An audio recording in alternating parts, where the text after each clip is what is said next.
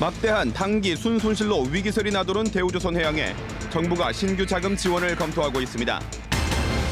산업단지 개발 비리 의혹으로 경찰이 함안군청을 압수수색하고 군수 비서실장과 사업자를 구속했습니다. 2020년 요트 해양관광단지 완성 목표인 창원 명동 마리나 사업에 방파제가 준공되는 등 순조롭게 진행되고 있습니다. 유연근무제도가 직장인들의 호응을 얻고 있지만 도입하는 기업이 적어 확대 속도가 느린 실정입니다. 안녕하십니까. 이어서 경남 소식입니다. 지난해 대우조선해양 당기 순손실이 2조 7천억 원에 달하는 것으로 나타났습니다. 이 때문에 다시 한번 위기설이 나오는 대우조선에 정부의 신규 자금 지원이 유력하게 검토되고 있습니다. 보도에 손은혁 기자입니다. 대우조선해양의 지난해 매출은 12조 7천억 원, 전년보다 15% 줄었고 당기 순손실은 2조 7천억 원에 달합니다. 대우조선의 유동성 문제가 다시 거론되고 있습니다. 대우조선은 다음 달 만기가 되는 회사채 4,400억 원을 포함해 올해만 모두 9,400억 원의 회사채를 갚아야 합니다. 지난 2015년 지원 결정된 4조 2천억 원 가운데 남은 건 3,800억 원.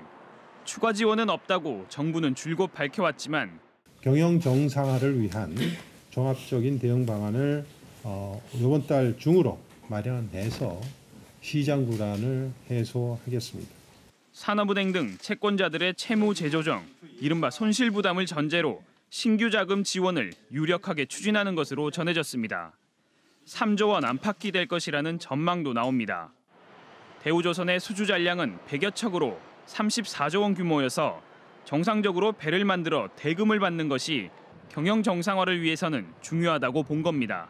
대우조선은 10,000명인 직영 인력을 8,500명 수준으로 줄이는 등 계획된 자구안도 이어갑니다. 적극적인 신규 수주 활동을 진행 중에 있으며 자산 매각이나 순환 무급 휴직 등 물적 인적 구조조정을 통해서 지역 경제가 위축될 대로 위축된 가운데 또 불거진 위기설로 지역 상공계도 금융당국 발표에 촉각을 세우고 있습니다.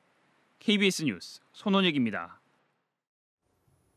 홍준표 경남지사가 자유한국당의 대통령 후보 당내 경선에 후보 등록을 했습니다. 현재까지 자유한국당 경선 등록 후보로 홍준표 지사와 김진태 국회의원, 안상수 국회의원 등 9명이 등록한 것으로 알려졌습니다. 자유한국당은 오는 20일까지 후보를 4명으로 압축하고 책임당원 현장 투표와 국민 여론조사를 거친 뒤 오는 31일 대선 후보를 확정할 예정입니다. 산업단지 개발 비리 의혹으로 함안군청을 압수수색한 경찰이 함안군수 비서실장과 사업자를 구속했습니다. 현 군수가 추진한 역점 사업도 살피고 있어 수사에 관심이 모이고 있습니다. 보도에 박상현 기자입니다. 축구장 35개 넓이의 산업단지를 만드는 현장. 사업을 추진하며 주민설명회가 번번이 무산될 정도로 반발이 거셌습니다. 지금 문제입니다. 저게 지금 특히 오전에 폭발을 많이 했거든요. 집이 가만히 있어도 들썩들썩할 정도니까. 경찰은 이 사업에서 금품이 오간 정황을 포착하고 차정섭 함안군수의 비서실장과 시행사 대표를 구속했습니다. 군수가 바뀐 뒤에도 정상적으로 사업이 추진되도록 로비했던 것으로 보고 있습니다. 전임 군수 시절뿐만 아니라 현재 군수 임기에 시작된 사업까지 경찰의 수사 대상에 올라 있습니다. 산업단지 근로자를 위한 주거단지를 건설하는 사업. 민간 제한 사업이었지만 함안시 승격을 추진하는 군정 방향과 맞아떨어지며 사업자와 협약까지 맺었습니다. 경찰은 이 사업에서도 금품이 오간 것으로 보고 사업자 측 관계자 2명을 입건해 조사를 벌이고 있습니다. 민의복합을 한 두 군 해가지고 함안시 건설 갖다가 하는 게 안 좋겠느냐, 인구를 유입시켜야 되지 않느냐, 그 가운데서 이제 자기들이 들어온 거고. 경찰이 군수의 휴대전화도 압수한 데다 최측근도 구속되면서 수사가 어디까지 확대될지 관심이 모이고 있습니다. KBS 뉴스 박상현입니다. 경남 혁신도시에 에너지를 공급하고 있는 진주의 한 발전소가 유통업자에게 속아 가짜 벙커 CU를 10개월 동안 사용한 사실이 드러났습니다.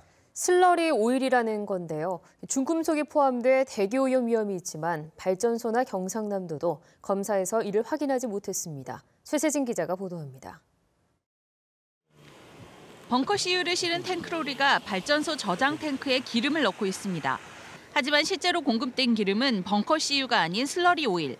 슬러리 오일은 원유를 정제하고 남은 기름으로 벙커 CU의 배합제나 카본 블랙의 원료가 되지만 연료로는 사용되지 않습니다. 부산지방경찰청은 슬러리 오일을 벙커 CU로 속여 2만 2천 톤을 유통해 45억 원의 부당이득을 챙긴 혐의로 38살 강모 씨를 구속하고 정유업체 직원 등 19명을 입건했습니다. 슬러리 오일은 알루미늄이나 실리콘 등 중금속을 포함하고 있어 연료로 사용할 경우 연료 장치의 고장이나 대기 오염을 일으킬 위험이 있습니다. 이 기름은 혁신도시에 에너지를 공급하는 열병합 발전소에서 지난해 1월부터 10개월 동안 사용됐지만 발전소 측은 이를 몰랐습니다. 공급업자가 제출한 한국석유관리원의 간이검사서가 벙커 CU의 품질 기준에 충족해 발전소가 따로 검사를 하지 않았기 때문입니다. 이를 기회로 해가지고 평소에 어떤 그런 체크할 수 있는 그런 부분들 그런 것들을 또 체크를 할 것이며 다른 어떤 제도적인 그 보완을 좀 가져가서 이런 부분들이 발생하지 않도록 그렇게. 경남도도 지난해 2차례 발전소 대기 오염도를 조사했지만 벙커 CU와 관련된 오염 항목만 조사하기 때문에 알루미늄 등 다른 중금속이 배출됐는지는 알 수 없다는 입장입니다. 검사서와 유통체계, 배출가스 검사 기준 전반에 대한 보완이 절실합니다. KBS 뉴스 최세진입니다. 경남 해양관광의 주춧돌이 될 창원 명동 마리나 사업이 순조롭게 조성되고 있습니다. 길이 480m의 방파제가 약 3년 만에 준공되면서 진해 명동 일대는 요트를 중심으로 한 해양관광단지가 2020년에 완성됩니다. 김현수 기자의 보도입니다. 섬과 섬이 옹기종기 연결된 쪽빛 진해 앞바다. 길이 480m에 폭 12m, 283억 원을 들인 외곽 방파제가 연안을 감싸 안습니다. 3년 만에 완공된 이 방파제는 앞으로 정박 중인 요트 300척을 파도로부터 보호합니다. 요트 모양을 한 등대에 거가대교가 한눈에 보이는 전망대까지 관광 기능까지 갖췄습니다. 창원시는 2020년까지 600억 원을 추가로 투입해 이곳에 호텔과 클럽하우스 등을 갖추고 남해안 해양 관광의 거점으로 조성합니다.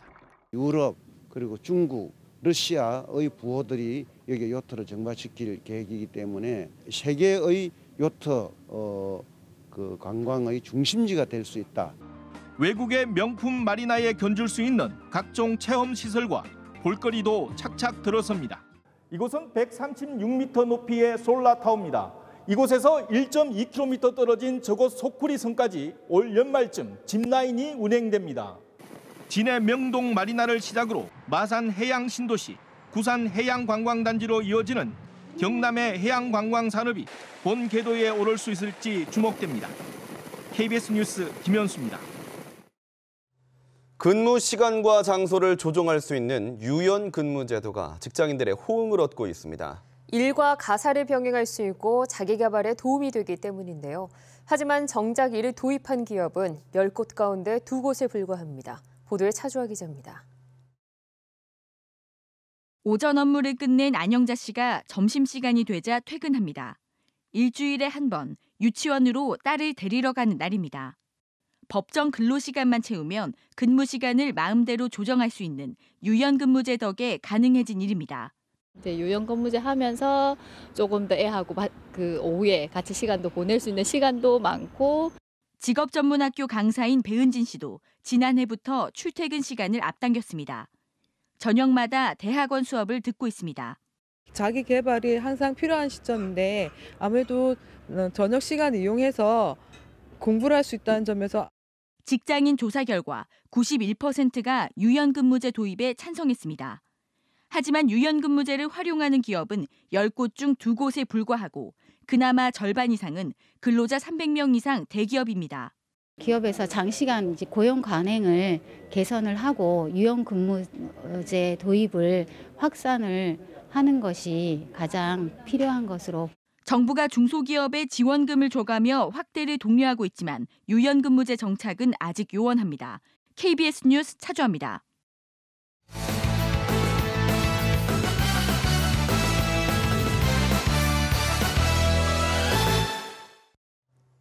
주요 단신입니다.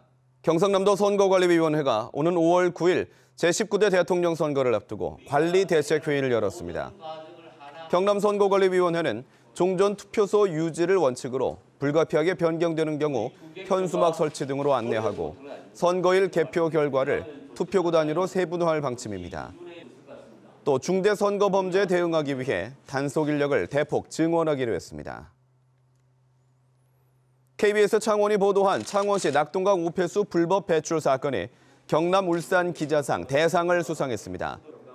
경남 울산 기자협회는 오늘 저녁 경남신문사 웨딩홀에서 제25회 경남 울산 기자상 시상식을 열고 KBS 창원 이대환, 조형수 기자의 창원시 낙동강 우폐수 불법 배출 사건 추적 보도 대상 등 7편을 시상했습니다. 경남 울산 기자상 심사위원회는 끈질기게 탐사 취재를 이어가 공론화한 점이 돋보였다고 대상 선정 이유를 밝혔습니다. KBS 창원 시청자위원회는 오늘 오후에 열린 3월 시청자위원회의에서 오는 5월 9일로 확정된 조기 대선을 앞두고 공정하고 정확한 선거 방송을 통해 훌륭한 차기 대통령을 선출할 수 있게 하고 탄핵 사태로 분열된 민심이 화합할 수 있는 공영방송을 당부했습니다. 또 대우조선 등 경남적 조선업계 회생 방안과 노인 의료사고 예방 문제, 도심 숲가꾸기 사업 등 다양한 지역 현안 문제에 대해 지속적인 관심과 방송을 요구했습니다.